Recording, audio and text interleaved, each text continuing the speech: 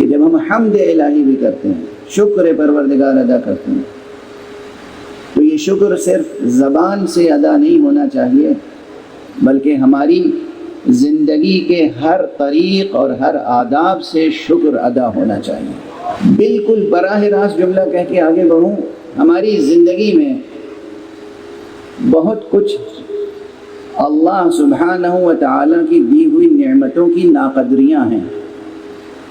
یا تو ہم استعمال کا سلیقہ نہیں جانتے،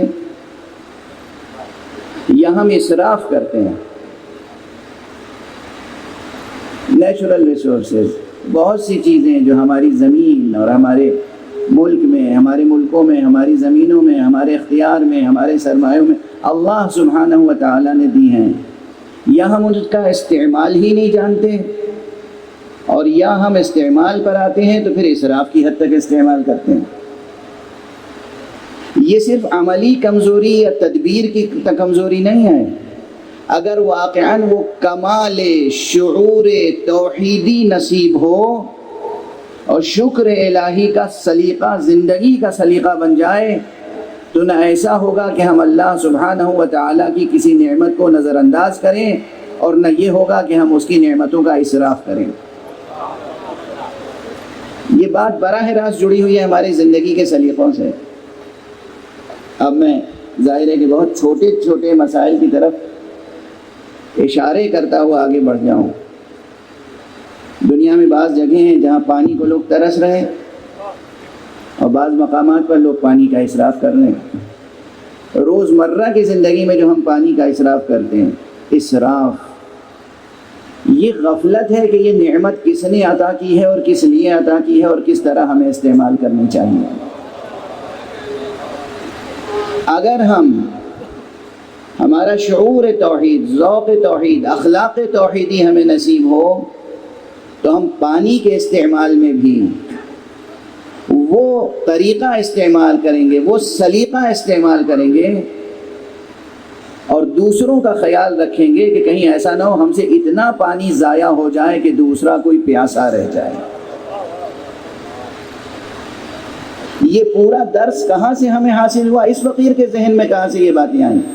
جتنا میں عنوان حمد الہی پر سوچتا چلا گیا کہ کس طریقے سے حمد الہی کو شعار زندگی بنا لیا جائے، کس طریقے سے ادائے شکر کو عملی انداز میں اختیار کیا جائے، اتنی ہر چیز کی قدر و قیمت سمجھ میں آنے لگی۔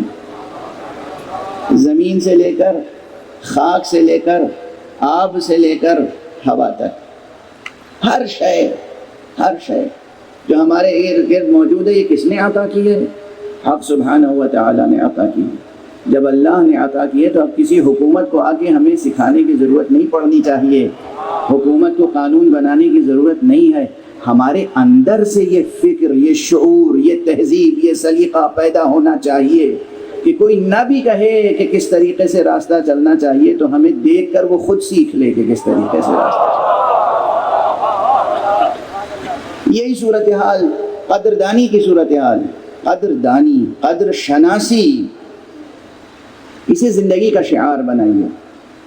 کسی شے کی قدر شناسی نہ کرنا، قدردانی نہ کرنا، یہ پہلے مرحلے میں تو غفلت ہے، دوسرے مرحلے میں جرم۔ پہلے مرحلے میں تو غفلت ہے، دوسرے مرحلے میں جرم ہے۔ اللہ سبحانہ و تعالیٰ کے ہاں جواب دہ ہونا پڑے گا۔ کیسے غافل تھے تم، کیسے بے سلیقہ تھے، کیسے بد سلیقہ تھے، اتنی حسین کائنات ہم نے بنا کے دی تھی، تم نے کیسی بدصورت بنا دیا اس کائنات کو، کس قدر بدصورت بنا دی یہ کائنات تم نے۔ یہ جواب دہ آپ کو خدا کے سامنے حضور حق میں جواب دہ ہونا پڑے گا۔ باتیں ذرا سنگین ہیں، سخت ہیں، لیکن ظاہر سی بات ہے کہ میں جب آتا ہوں تو آپ کے سامنے دل بہلانے والی باتیں کرنے کے لیے نہیں آتا ہوں، اسی لیے آتا ہوں تاکہ کچھ سنگین باتیں عرض کر کے جاؤں، کچھ سخت باتیں عرض کر کے جاؤں، کچھ ذمہ داریوں کا احساس خود کروں، کچھ ذمہ داریوں کا احساس آپ میں پیدا ہو جائے۔ یہ احساس ذمہ داری جتنا بڑھتا چلا جائے گا، اتنا ہی آپ قرب الہی کے منازل میں آگے بڑھتے چلے جائیں گے۔